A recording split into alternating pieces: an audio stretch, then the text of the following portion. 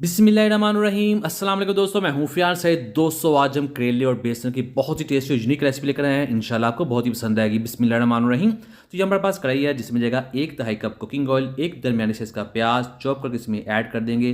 जैसे प्याज light golden colour का होगा तब हम इसमें एक दरमियाने साइज़ का टमाटर ऐड कर देंगे और टमाटर ऐड करते ही हम इसमें पाउडर मसाले भी ऐड कर देंगे। तो सबसे पहले जाएगा इसमें नमक 1 टीस्पून लाल मिर्च का पाउडर ऐड कर देंगे और हाफ टी स्पून जाएगा हल्दी पाउडर। और यहाँ इसको पकाएंगे 2 मिनट के लिए। और जैसे थोड़ा सा टमाटर पक जाएगा तब हम इसमें पानी ऐड कर देंगे। पानी जाएगा इसमें 1 तिहाई कप, तकरीबन 3 से 4 टेबल स्पून। और फिर इसमें हमने बेसन ऐड करना है। बेसन जाएगा 2 चम्मच, 2 से 3 चम्मच ऐड करना, ज़्यादा नहीं ऐड करना। अब इस बेसन को इस मसाले में पकाएंगे, इसकी भुनाई भी करेंगे जिससे इसका टेस्ट बहुत ज़्यादा बढ़ जाएगा और इसका जो कच्चापन है वो भी खत्म हो जाएगा। तो इसको पका लेते हैं। दोस्तों चैनल पे नहीं है, चैनल को जरूर सब्सक्राइब कीजिएगा। वीडियो अच्छी लगी वीडियो को लाइक कीजिए। मैं डेली इजी यूनिक रेसिपी लेकर आता हूँ जो अल्हम्दुलिल्लाह बहुत पसंद करते हैं। आप सबका बहुत शुक्रिया।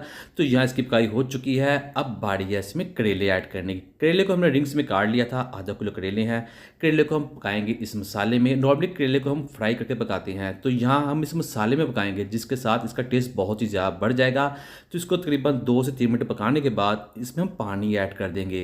पानी ऐड कर देंगे तकरीबन हाफ कप के करीब। और फिर हमने इसके ऊपर ढक्कन लगा देना है ताकि जो करेले हैं वो अच्छे तरीके से गल जाएं। और दरमियान में हम ढक्कन उठा के 1 से 2 बार इसको कम से कम लाजमी हिलाएंगे ताकि ये नीचे लगे नहीं, क्योंकि इसके अंदर बेसन है उसको थोड़ा सा हिलाना पड़ता है दरमियान। बिस्मिल्लाहिर्रहमानिर्रहीम।